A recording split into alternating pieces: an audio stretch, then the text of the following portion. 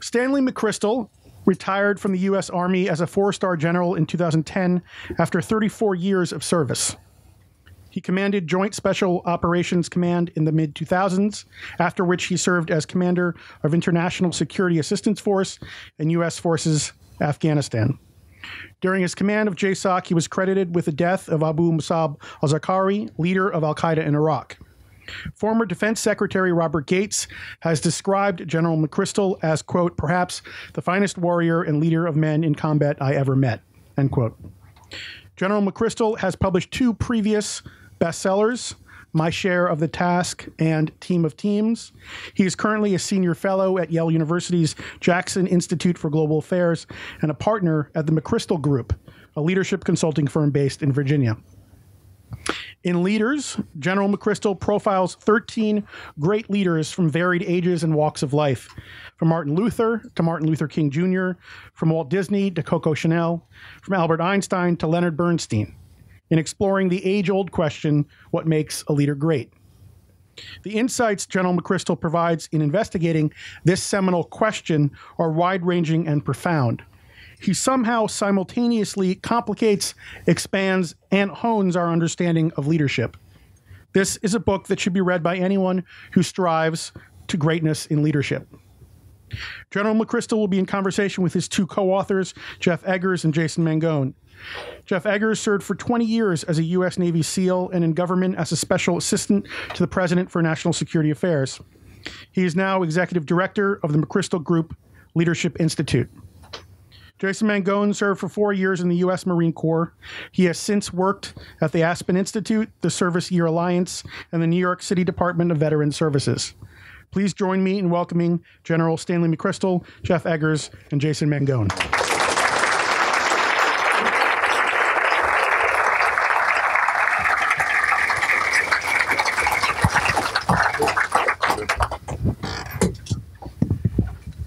Well, first, let me start. I'm the oldest. I get to go first. Thank everybody for being here, and Lou, for the wonderful opportunity to be here and your wonderful introduction. And it is exciting to see a St. John's shirt. I graduated from St. John's College High School in 1972, where I was voted least likely to ever write a book.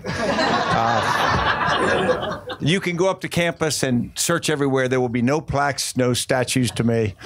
But I got through, and I'm really proud of that. So I really appreciate the opportunity to be here tonight. What I want to do is tell you just why we wrote this book and just a tiny bit about sort of the journey to do that, because all of us had been involved in the military where you are taught leadership and hopefully you learn some of it. You get a chance to practice leadership and you get scuffed up in the experience. And then I had written 2 previous books, my memoirs and then a book called Team of Teams about it. But there was something that just was bugging me for years, and that is that there are all kinds of things that tell you how to lead. And hey, Dan, how are you doing? Old comrade from Iraq. And what you're supposed to be, but it didn't match up with experience. Because I knew that if I followed these traits or had these behaviors or acted like this leader or that leader, it was supposed to work. But my experience, it never had. It was different than that. And then when we studied leaders in our lives, what we found is the person who should have been the very successful leader wasn't always. And they, in fact, were much less successful than someone who was much less impressive and much less followed the formula or checklist for leadership. So we started with that discomfort. And to be honest, we think there's a leadership crisis in America today. Should be apparent. And so we wanted to write a book sort of going back to first principles. We said, let's not write a tactical book about how to hold your hands when you lead, where to walk around the offices, but to go back to leadership studied in the days of Plutarch, walk it forward and find out why don't we understand leadership as well as we want to. So to write a book, one of the things I have learned about writing a book is, for God's sakes, don't do the work yourself. So this time what happened was I'd written 2 books before.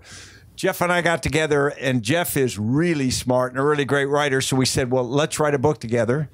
And then he's really smart enough to say, well, we got to get other smart people. So I invited Jay Mangone out for, it wasn't even lunch. We had worked before. We went to this Italian kind of like delicatessen in New York City. And Jay is really gullible. And so I said, this will be a lot of fun. It won't be that hard. We'll just knock out this book, and you're going to be the quarterback. And by the end of lunch, I had him. I felt a little guilty, but I got over it. And then we got 3 brilliant young people to work full-time, 24 hours a day for more than a year as research assistants. And, of course, when you describe research assistant, that really devalues what they do. They really drive how we all think about it. So we had 6 people in this almost 18-month conversation about how we felt about leadership, who we wanted to profile, what we wanted to do, what we wanted to produce. And it was amazing. And I sometimes describe it, the best part of it, I use the analogy to the Lewis and Clark expedition. The amazing thing about that is not that Lewis and Clark took a group of people all the way to the West Coast and back, losing only one man, but that they did it and they came back better friends than when they started. We met every Sunday morning at 6 o'clock for more than a year. That's the only time we could find, all our calendars would allow it. And that's a gruesome time to meet and to talk about a book. And if we were traveling, wherever you were, you didn't get a buy. Jeff called in from tents, from ships, from the West Coast, where, we don't give a credit for the fact you're in a different time zone, 6 a.m. in this time zone. And the discipline of taking it through under the guy who was the quarterback, Jay Mangone, to produce the book. And that was, as much as anything else, that was a leadership experience for me that I'm deeply appreciative of. So what we're going to do is I'm going to just set that up as what this book is, what it tries to be. It tries to take on some big ideas, and then we'll have a discussion and hopefully get your thoughts and questions. So let me pass. So thanks everyone, first of all, for showing up. This is a great crowd and pretty amazing. So the thing that I wanted to talk about, if you pick up the book and flip to the table of contents, the first thing that you'll notice is that there is one individual biography of Robert E. Lee, followed by 6 short comparative biographies putting 2 leaders of a similar category next to one another. And the reason that the book is written that way is because we made a decision to copy the structure of our book off of an ancient book called Plutarch's Lives. Walking you back 18 months when we had this basic idea for a book, there was an email chain between Stan, Jeff, me, and maybe 10 or 12 other folks that had worked with Stan or Jeff in the past. And a bright young gentleman named Phil, as we were said, we want to write a book about leaders and leadership, but we don't really know what our starting point is going to be. He basically said, guys, if you're going to write profiles, there's 2 potential models. You're either going to make it like Profiles in Courage, or you're going to make it like Plutarch's Lives. And I think all of us had read Profiles in Courage, but I think Stan might have been the first one to have the courage to say, okay, Phil, I've never read Plutarch's Lives. Please indulge me. So Phil told us, it's a series of 48 short biographies pairing 1 Greek and 1 Roman. And we said, you know what, that sounds really good. I think we each read maybe 100 pages of it before we slapped the table and said, all right, modern Plutarch's Lives, let's go. And that was kind of our ignition. From that starting point, we just sort of started writing. And very quickly, one of the first things that we did, we said, well, we need to justify our decision here to have written a book about Plutarch. So we made the decision, then we started researching that decision once we'd already made it. Last August, about the time we started researching that decision, the Library of Congress had digitized a bunch of archives of Alexander Hamilton. And as a result of that digitization, there were a bunch of articles written about him. Lin-Manuel Miranda helped as well, made him a little bit more popular. And there's this little journal that is stamped Paybook of the State Company of Artillery. Alexander Hamilton had been a captain in the New York State militia as an artilleryman early in the Revolutionary War. Well, a couple years later, he's sitting at Valley Forge in the winter of 1778, 1779 with this little Paybook of the State Company of Artillery and thinking, as he's at this point General Washington's aide, if we win this sucker, what's the country going to look like? And on pages like 78 and 79 of his Paybook, he takes notes on the first 4 of Plutarch's Lives. So Romulus and Theseus, the founders of Rome and Athens, and Numa and Lycurgus, the lawgivers of Greece. and Rome. And that was the point at which I think all of us collectively took a big sigh of relief and went, we made the right decision, thank God. And the point was, I think all of us were really concerned that, and Jeff will talk about this a little bit more, what our book really does is say leaders are not the most imperative part of leadership. They're just a part. And there was always a fundamental tension with the idea that, well, it's a little odd then that you've decided to profile 13 leaders if leaders aren't the pivotal part of leadership. And what we realized was, well, yeah, that's true, but it also says something that 2,000 years after Plutarch had died, or I guess 1,700 years after Plutarch had died, Hamilton was sitting there with his book. And Plutarch had written about 75 other essays on virtue called the Moralia, which were probably just as relevant to the founding of the country. But they didn't resonate through time, and that's because they didn't tell stories about people. Fundamentally, even though there might be a tension between writing a book that is a little bit of a takedown of leaders and then profiling 13 leaders, that's really the only way to tell stories that are compelling and interesting, and I hope that's what we've done with the book. So. And then the person who most understands theory and leadership is by far Jeff. And as we started to write this book, to be honest, we didn't have a clear thesis. We didn't figure out what our conclusion was and then write a book to prove that. What we did was we started studying. I'm going to let Jeff sort of take it through that journey. Yeah, so and it really was a journey in that, and it was the kind of journey where you don't know where you're going, to be quite honest. As Jay explained, we knew we were going to start with this framework based around Plutarch's model that we were going to borrow from, and that was about it. We knew, because we all served in the military, we all had this experience with leadership that was different than how we had been taught about it, whether at West Point or the Naval Academy and so on. So as Stan described, we had this sneaking suspicion there was something wrong with our intellectual model of leadership, and that was going to be about what the book was going to be about. But we didn't want the book to be about us. Stan had already written his memoir. We wanted the book to be about other leaders, and so Plutarch's model became a way to frame that. How many of y'all have been to an author event here before at Politics and Prose? Show of hands. Okay, how many of y'all have done one with 3 co-authors? Okay, one hand in the back. So that's different, right? Anybody here written a book? Authors? One of the things that's fun when you have 3 co-authors and 3 research assistants is it's kind of a team melee all the time. And in some ways, the story of writing this book was as interesting as the 13 stories that are within the book. We literally, would get together for 2 hours and debate what the book was going to be about every Sunday morning. So when we started, we actually didn't know we didn't know who the 13 people were going to be. We didn't even know there was going to be 13. We didn't know what that number was going to be. As Jay said, Plutarch had 48, and that just made our heads hurt thinking about writing that many. So we knew it was going to be less than 48. But we got together every Sunday morning to really debate this. And a couple months ago, we shipped a couple of our RAs off to real jobs. They were coming out of college, younger folks, and they got great job opportunities this summer. So they left the team. We had just finished the manuscript. We had a big dinner. One of them shows up to the dinner with a bag of these portraits, identical for each one of us. And it was a picture in a frame of our morning VTC on Sunday. Someone had done a screen grab, because we couldn't get together physically together, so we would often use a video teleconference system. And so you have these 6 faces, right, on the screen. Somebody did a screen grab of the 6 faces at 6 in the morning on a Sunday, and I don't know what morning it was. I think Stan's like scratching his head. Jay's got his eyes closed. I look like I just rolled out of bed, which I had. And that was the environment that we debated what the book was going to be about.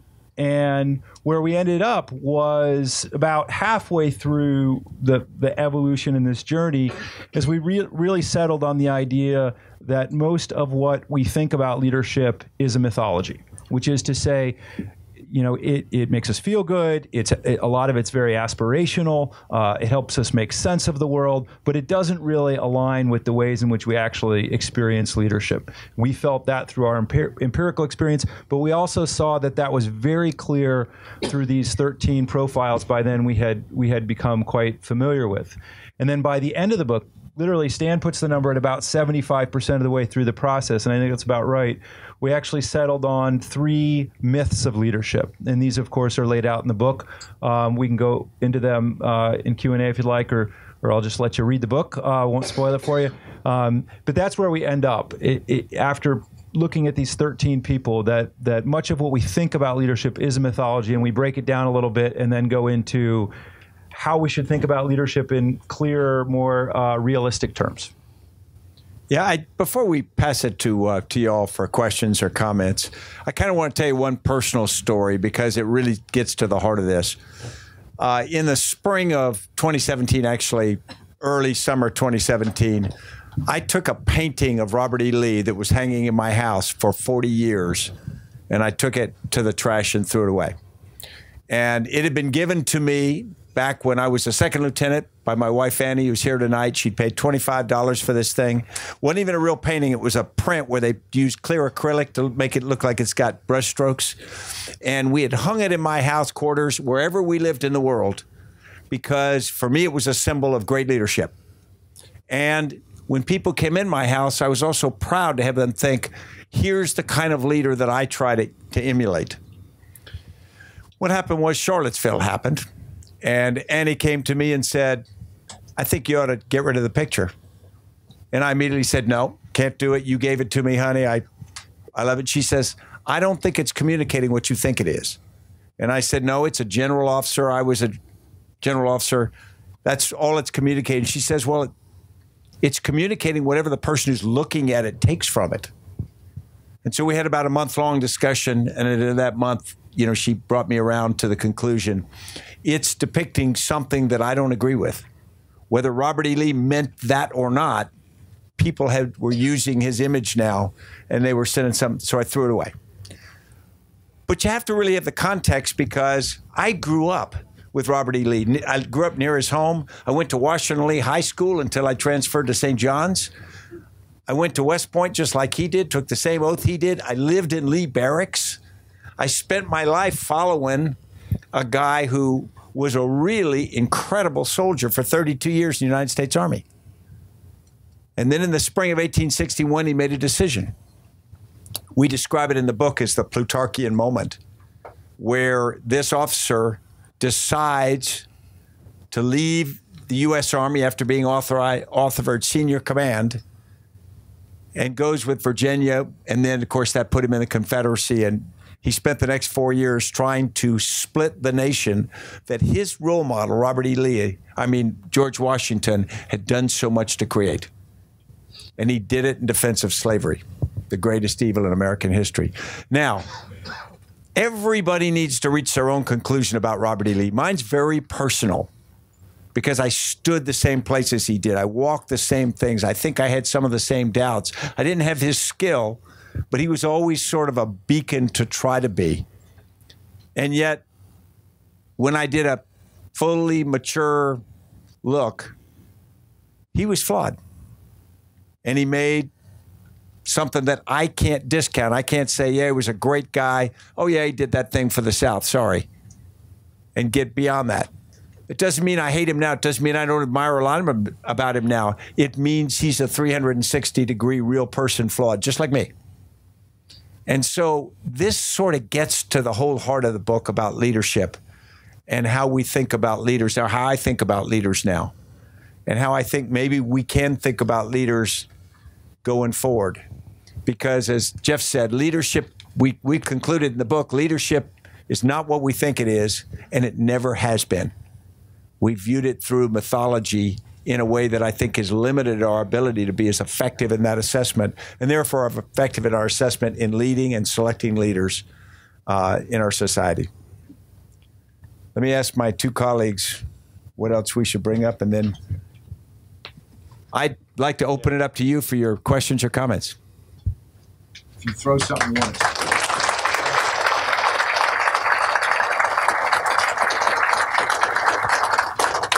And there's a microphone up here if you'd like to be heard. Otherwise, we're up here on the other side. Yeah. And they are recording, so please. Okay, yeah. So if you would, just come on up. There's mics on either side of this front area.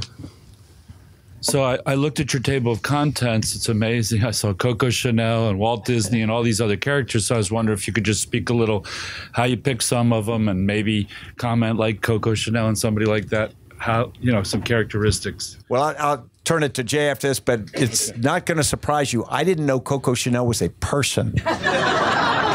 I thought it was a brand, and it is.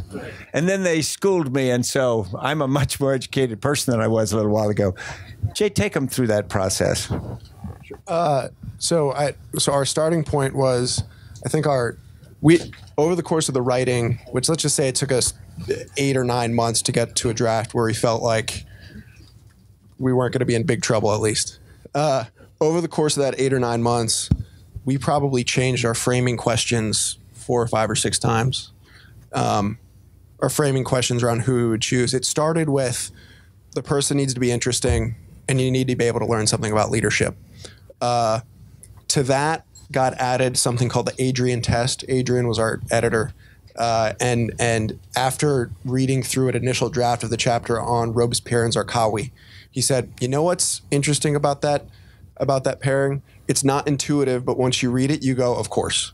So that was kind of a model for the rest of our pairings. And then, of course, there was the most important test, which was the Annie test. And I don't know if, Stan, you want to explain that one? That's my wife, Annie. And the point is, she said you shouldn't have anybody in the book that when I look at the table of contents, I don't know who they were.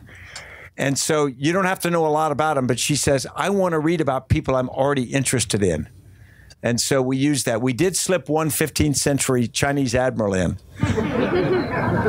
And we wrestled on that because none of us knew about Zheng He. And I wanted Davy Crockett in his stead. Maybe in the reprint later we'll Stan lost that one. Yeah. And then the only other thing I'll say is we sort of, on those Sunday calls, we started by hashing over research memos. And in an early version of that, we basically looked at a bunch of biographies that all of us had read and said, what are the critical questions and critical behaviors and critical things that each of these biographies answers about the person? So a question like, what was this person's routine? What sort of food did they like? And it was something like 50 or 60 questions that we answered about each person. And the drafts that we produced after those memos were really rote and not that good.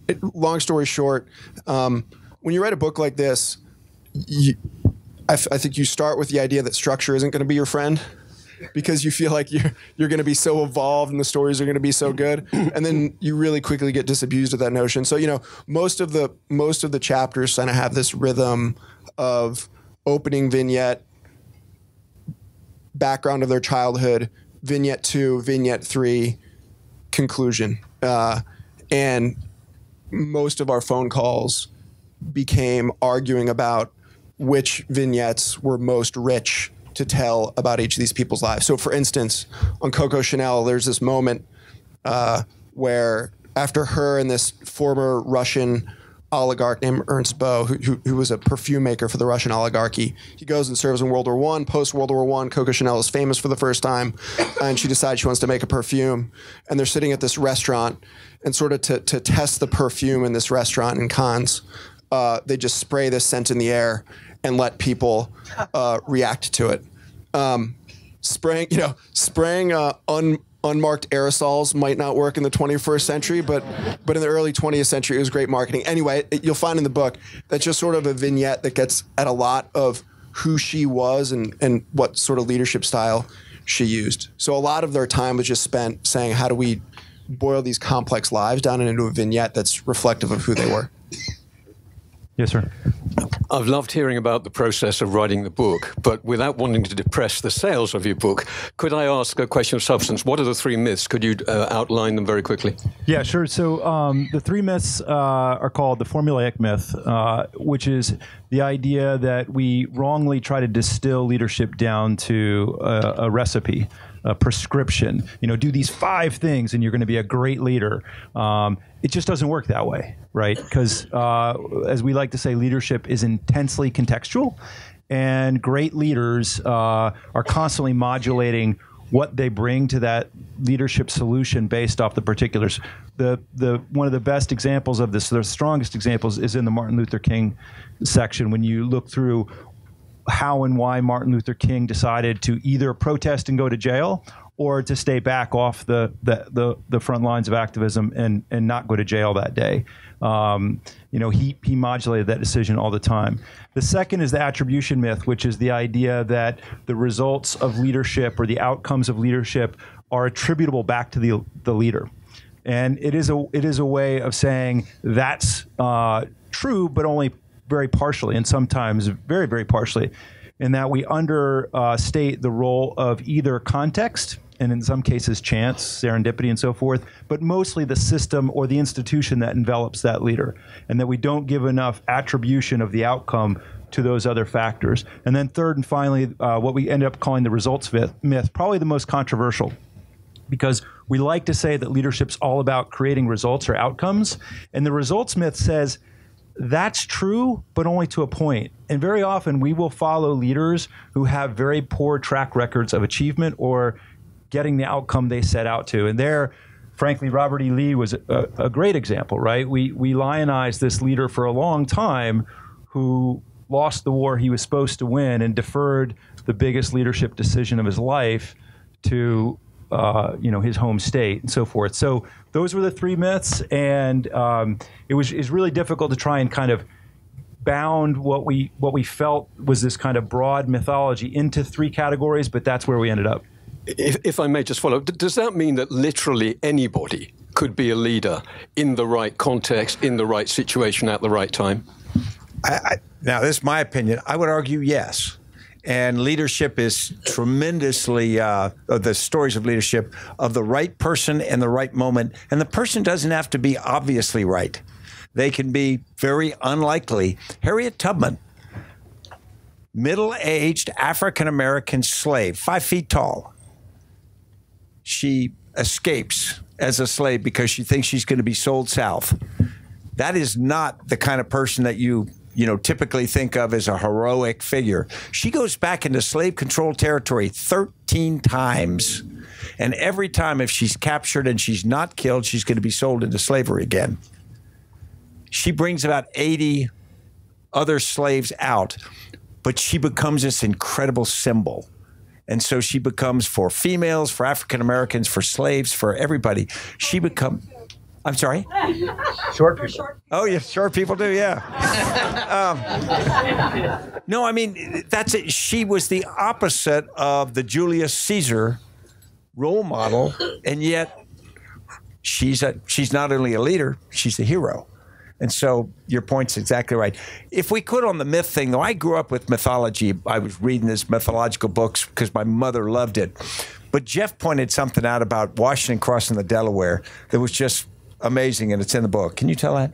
Yeah, and I only know this story. So if you get a chance to read, which I hope you do, the first vignette you'll come to, and I'm not going to ruin it for you because I actually do want you to read this and enjoy it. But it's about the painting Washington Crossing the Delaware, one of the most recognizable paintings in American history.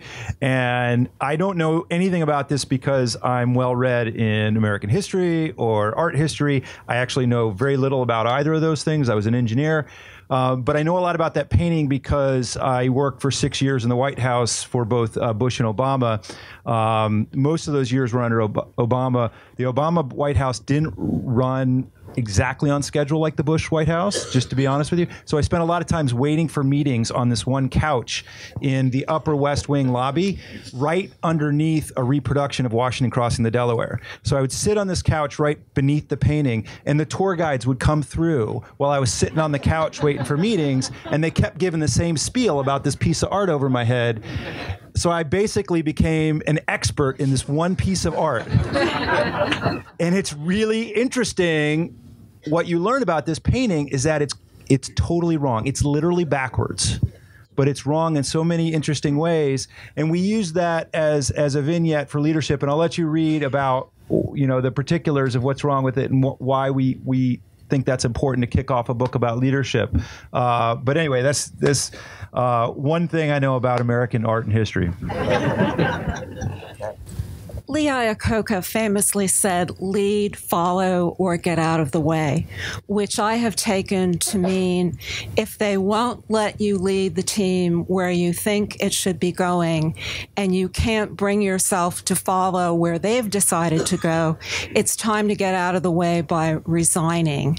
So I'm just wondering if your vignettes get into the character development of leaders in terms of how they develop the character and judgment to know when to follow and when to get out of the way on the way to becoming a leader.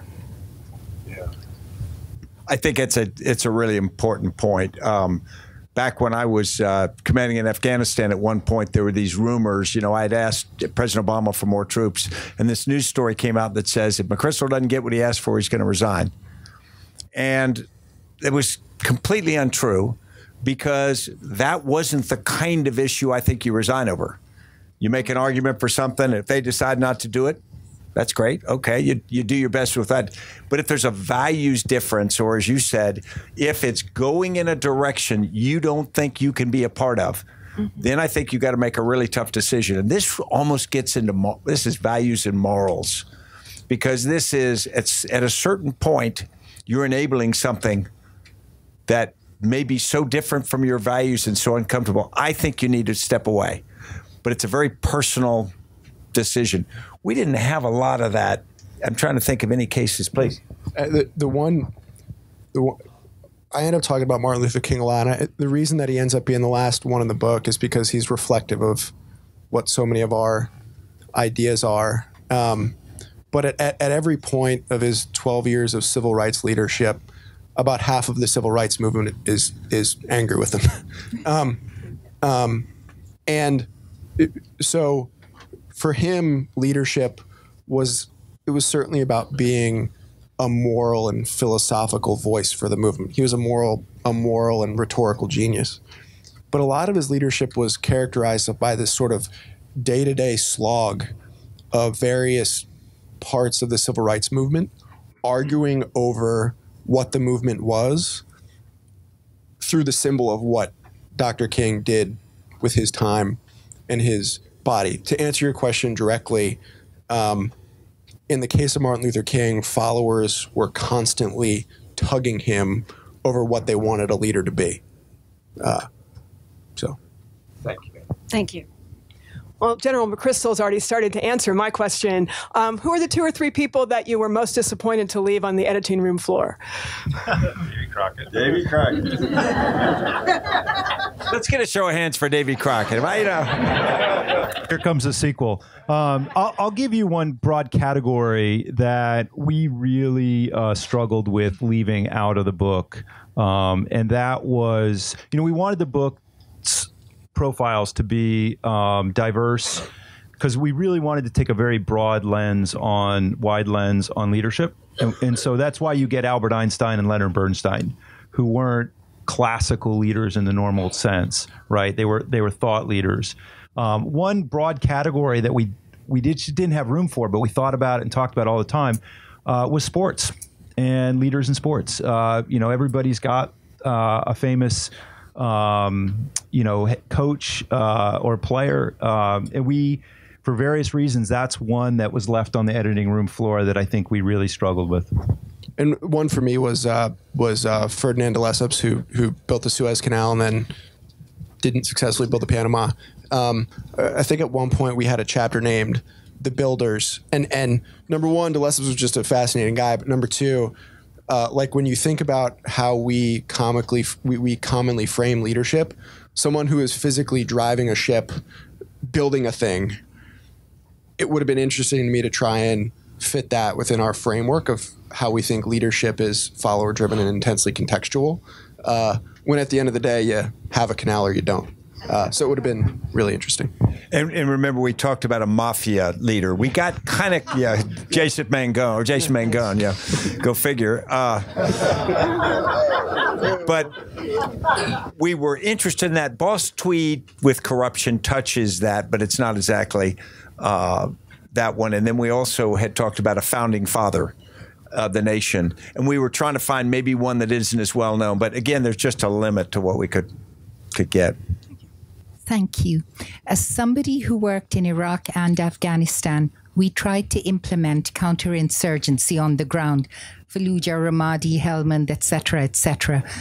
Your thoughts, General McChrystal, as for us, the supreme leader in Afghanistan, were very commonsensical. The problem is, how does a leader use that stovepipe he's got to actually implement it on the ground? We were not finding the right kind of partners on the ground.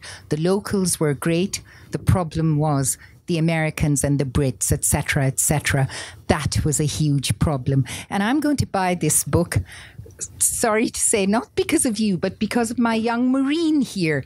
Semper Fi, my child, the Irish influence on me. Thank you. Irish Pashtun, terrible combination, but it is what it is. So please, if you could answer that. No, I'm going to touch this just a little bit. Jeff and I were together in Afghanistan. You know, it was interesting. The problem in Afghanistan, I'd been there as part of Joint Special Operations Command for 8 years, part of every year.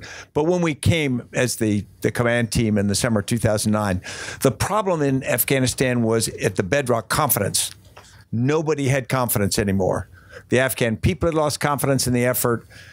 The NATO forces, the U.S. had lost confidence. Nobody really believed it could be done, and we've been at it 8 years. And so whenever an organization lacks confidence, everybody hedges their bet. People don't go all in and whatnot, and that happens at every level. So I think that we talk about leadership, particularly in a situation where you're trying to do something that's extraordinarily difficult and requires people to take personal risks to side with the government or something. It's got to be inspirational. It can't be coercive. It can't be kinetic. At the end of the day, people have got to believe that you're going to help them get to a better place. You're not going to take them. No leader can do that. Leaders can help organizations and populations and electorates move to a better place. And I think the leaders got to be humble about that. But that's the way I think about it. And that's what we tried to do there. And of course, you just run into so many practicalities. And we made some big mistakes. But I think I know at least the intent at that part was as pure as we could make it. What else? Sir. So when the team was tackling the Zealots, what was that process like? Did you have a little Sun Tzu inspiration? What was the thought with al-Zakari taking him on head-on, such a controversial character? And was any consideration given to bin Laden in that style? Well, for one thing, we, as Stan mentioned with the Mafia boss or with Zarqawi, it's pretty clear we didn't want to be kind of romanticizing these great leaders. In fact, we wanted to shine a light on the distinction between good leaders, effective leaders, popular leaders. You know, we talked at length about Hitler and whether Hitler was effective, however negatively we see his morality, right? So in some ways, we wanted to look at the idea that you could have effectiveness and actually even admire the effectiveness of someone like Zarqawi, who was really on the other side in terms of being our adversary. In Stan's case, quite personally and directly. So. That's why Zarqawi or Boss Tweed and so forth. We really didn't want to kind of exclude effective but either criminal, terrorist leaders. I don't know. What do you think about Zealots, Jay? I think Zealots were an important part of bounding this idea of leadership in terms of each genre had, by the end, an animating question we were trying to answer. So in the case of Lee, it was simple. How is it that somebody who lost the war and betrayed his country ended up being a lionized leader for so long? In the case of the founders, how is it that two people, Walt Disney and Coco Chanel, who had leadership styles that run counter to what we learn in business school today and what we teach in leadership training today, could establish these century-old, iconic, successful brands. In the case of the Zealots, it was an even more powerful question, which is why is it that somebody can be so on the fringe of either morality or just their demeanor? I mean, Robespierre was sicko. Yeah, I mean, the kind of the cognitive state within a zealot is interesting, but what's even more interesting is how they command such a large loyal following, and where does that loyalty come from? That's a really interesting question in leadership. And I think, one of the reasons Zarqawi and Robespierre are interesting is because they're just such opposite people. Zarqawi was in your face, on the ground. Right. Robespierre was kind of sickened by people, and despite the fact that he's sort of associated with the Reign of Terror, never witnessed an execution until his own head came off. What's interesting to me about that particular chapter is the story it tells of the feedback loop between followers and leader. And in really in context, revolution and war, where the pace of change is just through the roof high, when leaders and followers start resonating with one another, it's not for granted that the part that leaders are going to resonate with is the better part within each of our souls. And when that feedback loop starts reflecting our darker parts, things can get pretty nasty. Hi, General. So the last time I saw you speak was back in 2014 at my alma mater, Tufts University. You were presenting the new the 1+4 program that you and the school were launching. This is a program that encourages graduating high schoolers to spend a year of community service or other positive experience before starting college. And I'm just wondering, in the time since then, what are your thoughts as to how this program or program like it have unfolded? God bless you for raising that. I am passionate about the idea that every young person in America should have the opportunity and the expectation to do a year of paid national service between 18 and 28. I think it's the one thing that would give everybody a different view of the responsibilities of citizenship, and it would connect us with people outside our zip code, outside our income range, outside, and we need to force that. And I joined this in 2012. Jay became the executive director of it. First, what was the Franklin Project, and then it became, as we brought multiple teams together, the Service Year Alliance. So I am still the chairperson, leader of the Service Year Alliance. Where it is I am passionate about it. I think if we're going to help America, we got to get upstream of the problems now. We got to really look at what makes a difference, and that's the commitment of citizens and the ability to work together. And I think, I'm not saying right off my generation, but right off my generation. Let's fix it earlier. Where we've struggled. Senator McCain was our strongest supporter on the Hill. We don't have huge support when you run into, because part of this would be publicly funded, and part of it exists right now. It's just much smaller than it needs to be, city or AmeriCorps, whatnot. But we are still pushing it. So we've got a big campaign for the next 2+ years, and the goal is going to be in the 2020 presidential election to get this on the table. So hopefully the candidates on both sides, because it's a bipartisan issue, get it on the table, because why don't we start with things we can agree on? Why don't we say, wouldn't America be a better place if every person had that opportunity? And I think that they would. So we're still pushing hard. Thank you. Hi, I had a question that's a little bit more related to Team of Teams. So I work in the tech industry, and within the past year or so, Google came out with a study that said one of the biggest predictors of successful teams was psychological safety. And I was wondering, in what you did in Team of Teams, you talked about how you had distributed decision making. Was that something that played a role in that? And if so, what was some of the things that you did to contribute to that within your organizations? Yeah, we've got several veterans of that experience in the room here, so they can, call me out. They say the only thing that nothing ruins a good war story like an eyewitness.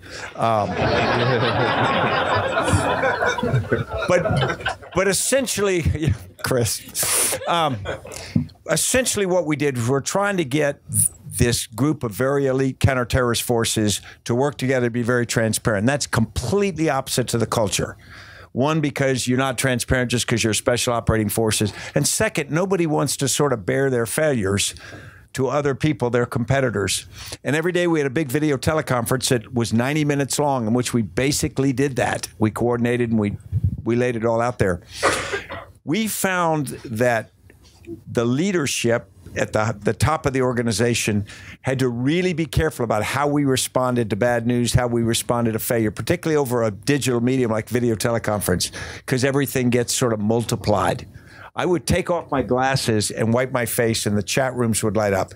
What's the old man, irritated about? Maybe I just need to wipe my face, But we would do that, and then responding to failures, how you communicate back. But over time, what we found is we had anticipated cross-leveling best practices. What we did was we cross-leveled empathy unintentionally.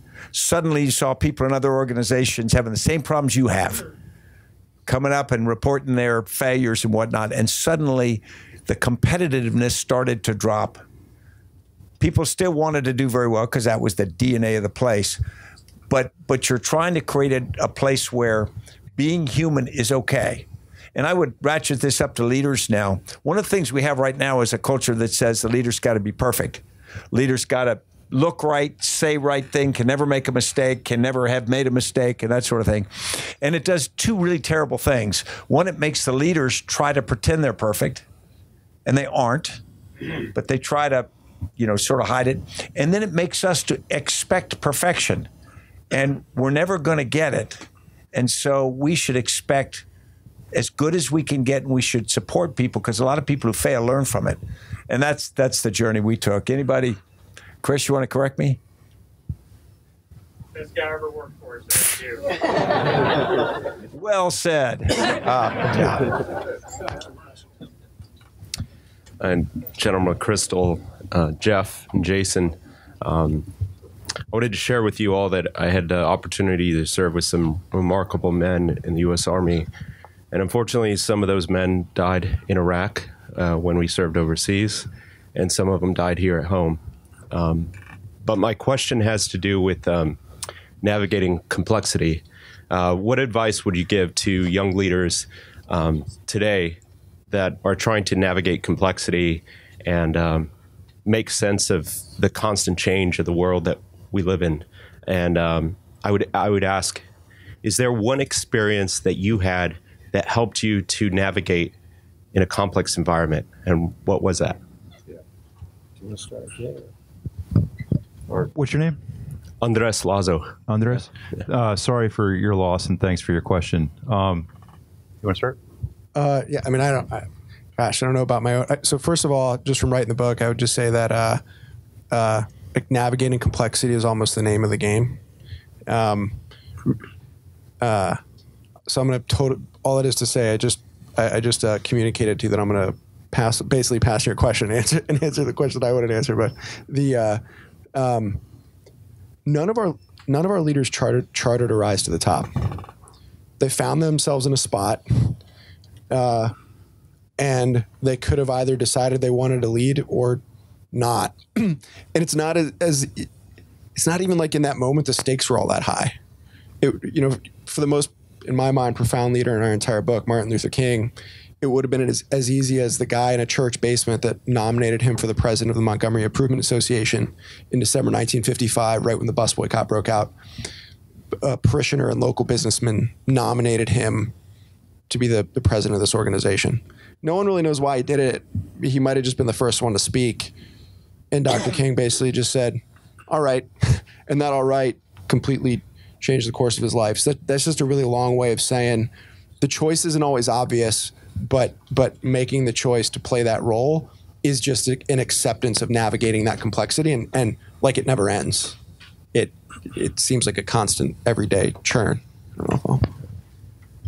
As Jay said, navigating complexity is the name of the game. It is everything now, and it's increasingly so. And that's essentially all we do research on now, is what does that mean for us? One of the things that we find, and we found it in our profiles, so it's not a new thing, is that, and it goes to the formulaic myth, or the idea that leadership is never this thing or that thing, right? Is that in a complex environment, it's very often both things. And the classic example who didn't make it in the book, because Walter Isaacson wouldn't let us put him in the book, sort of, is Steve Jobs. Steve Jobs defied, again, the stereotype that we were all taught in leadership school or in business school, which is that humble leaders are really effective, which is true. If you think back to powerful leaders you've encountered, there's something about a really humble leader or somebody who acts with a lot of humility that is very powerful and effective. Yet Steve Jobs was quite effective, arguably one of the most successful companies in American history, with anything but a humble leadership style. And one of the things you learn, either when you talk to his famous biographer Walter Isaacson, or you dig into it, or you talk to people who work for him, is that he actually brought, yes, a lot of confidence, arrogance to his leadership style, but he was able to learn how to be more humble as a leader. And it was actually the juxtaposition of somebody who led with confidence and humility that was effective. And one of the things we see is bringing those two things together that seem like their intention is often a great way to navigate a complex environment. Yeah, I'd close with the last thing is, if there's anything I learned about this, is we want to look at leaders as individuals, and the biography, the tradition of biography is sort of like putting a spotlight on the leader, the person, and then following them through their life story. And what that means is the light stays on them, and everybody else and everything else is a little bit in the shadows. And so we tend not to think about it so much. I actually think we need to think of leadership more as a team sport now. We tend to say somebody's got to be in charge and responsible. That's true. But things get done by teams. I actually think it'd be very interesting if we looked at some of these senior jobs, senior elected offices as a team. Someone says, I'm not that smart, but I want to be this job. But here are the people who are committed to be around me. Judge them. Judge us as a team, because that's the way things happen. The times in my life when I was part of something that went really well, I was part of a team. And when I stumbled, they were picking me up. The times when I failed, I sort of stepped out on my own, alone and unafraid, screwed it up. And so I would tell you that complexity isn't something a single person's going to master, much as the mythology wants to believe, and people want to sort of portray that sometimes. I think we need to admit that we can't and shouldn't try. Thank you. Thank you. I'm just going to step in here really quick and say we're going to take 3 more questions, and that's all we've got time for. They better be great questions, because of the last 3. General McChrystal, I'm a journalist. In fact, a former colleague of Michael Hastings, if you remember him. And I've got a question for you about journalistic leadership at this time. We're obviously, the relationship is probably more adversarial than it ever has been in this country. How would you recommend publications go about covering the military right now? We'll keep it with the military because that's your field of expertise. Yeah. No, for everyone who doesn't know, Michael Hastings was a freelance writer who wrote a story for the Rolling Stone that ended my career. He's not alive anymore, and I never saw him after the times when he reported. And people ask me a lot after the fact, okay, how do you feel about it? You got dinged up by a story in the press, and, do I hate the guy who wrote the story? And the point is, what's the point? A free press is utterly essential to a society. It's utterly essential to a military as well. I mean, the reality is a military tries to teach organizations, the military, how to manage the press. You remember we invaded Iraq in 2003, and there was this embed program. And they put a whole bunch of reporters along, and they invaded Iraq, and it was incredibly effective in terms of brainwashing a whole group of reporters. They got up close to soldiers. The soldiers did great. The reporters reported great stories. But then, as you know, a little bit later, there was sort of buyer's remorse. And it wasn't against the soldiers. It was against the idea, well, maybe we got a little too caught up in the moment. Maybe we got caught up in the idea of the invasion because we were up close to soldiers who were doing the best they could do, hadn't been given orders to do that. So I guess what I'd say, it's cautionary on both sides. There has to be a relationship that is not best friends. It is by nature in tension.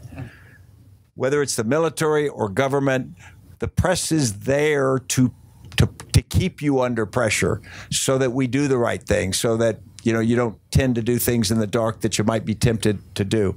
At the same time, the press has got huge power, and the press has the requirement to be really responsible, and they won't always get it right, and they should police themselves when they don't. But it's never going to be exactly right. So I guess what I'd say is you don't manage the press. The military should never learn to manage the press. They should learn to interact with the press, and the press should do the same. And the vast majority do. I mean, the vast majority was just tremendous experience. Anybody? Please. Thank you for your time, sir. Not to get too in the weeds with you, but I read from a previous book you wrote that as a young commander in 75th, you redid the combatives program. So now as we see the wars in Afghanistan, Iraq winding down, at least on the conventional side, how would you recommend building kind of that warrior ethos in at least the non-soft side of the military for the young men and women who, never been shot at before? No, it's a great question. What he's referring to is back in the 90s, I commanded the 75th Ranger Regiment. First, I commanded a Ranger Battalion and then the regiment. And during that period, we instituted a combatives program, unarmed combat. And it was very interesting because what we were trying to do was not make, kung fu warriors. We were trying to improve people's self-confidence because most of the Rangers were sort of middle-class kids who'd never been punched in the face.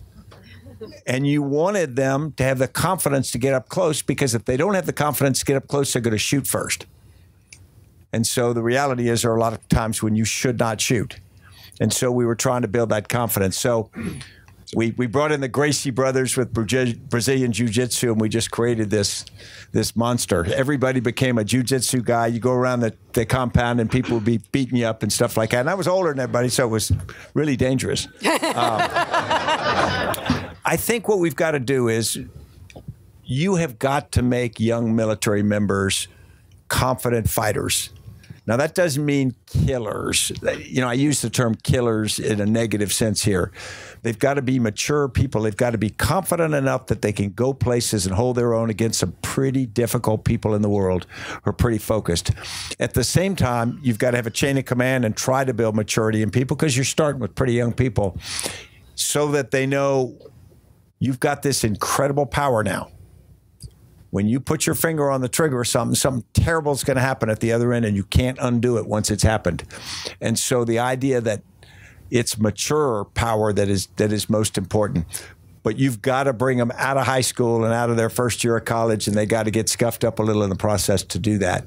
So that otherwise you're putting people on the battlefield who it's unfair to them.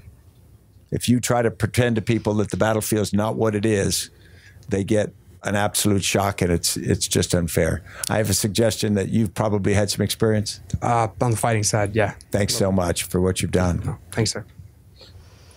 Well, I have the last question, so I better get this right. Yes, ma'am. What's your favorite color? No, really. I was very interested, and the reason I came up here is I was really interested right off the bat when you were talking about how all of our leaders are flawed, and we need to recognize that. And then more recently, you were responding to a question and talking about failure. One thing that I'm concerned about is our young people, whether they're going into the military or to college, and I'm talking about the cream of the crop, right?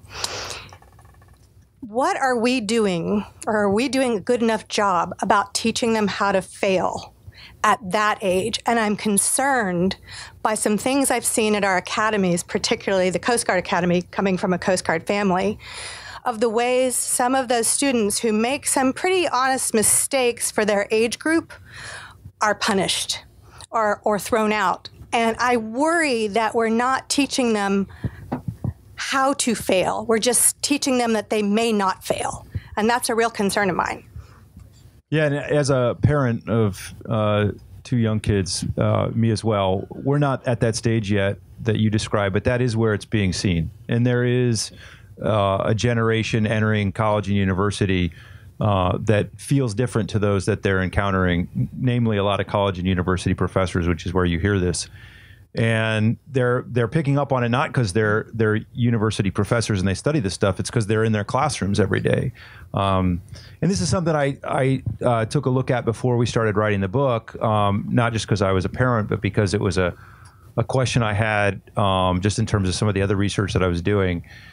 I think part of this traces back to this kind of dealing with a more complex environment in the digital age. That there's been a shift in how we perceive our environment towards being more fearful of the environment because of the information age and the digital effects. Kind of escalates and exaggerates the threat and the risk. And then on the other side, there's a clear utility for a lot of people in playing that card as well, right? Because it's a very effective card. All of us psychologically respond to fear in certain ways. And so for all those reasons, either because the penalties of failure if you're a politician, or if you're a parent whose kid might be exposed to threat, have gone way up, right? So we're all more averse to risk and more fearful of failure for all these different reasons.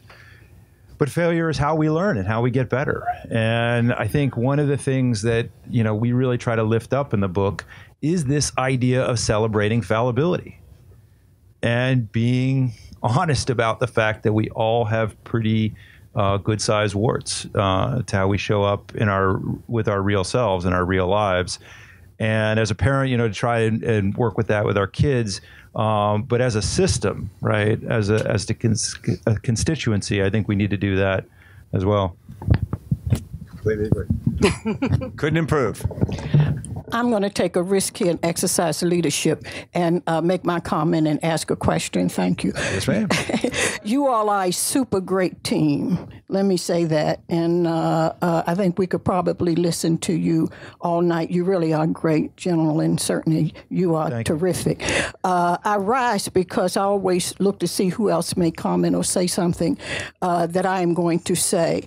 And can we meet Annie? She's probably asleep somewhere back there. Annie, where are you? Come on forward. Oh, Annie had taken a leave of absence. Okay.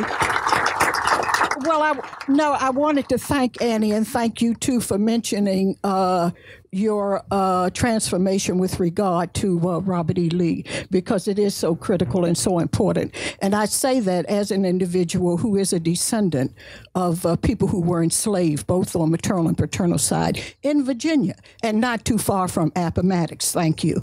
Yeah, wow. So it's very, like your story is personal, it's very personal to me, and I know what it must have taken inside you to do that.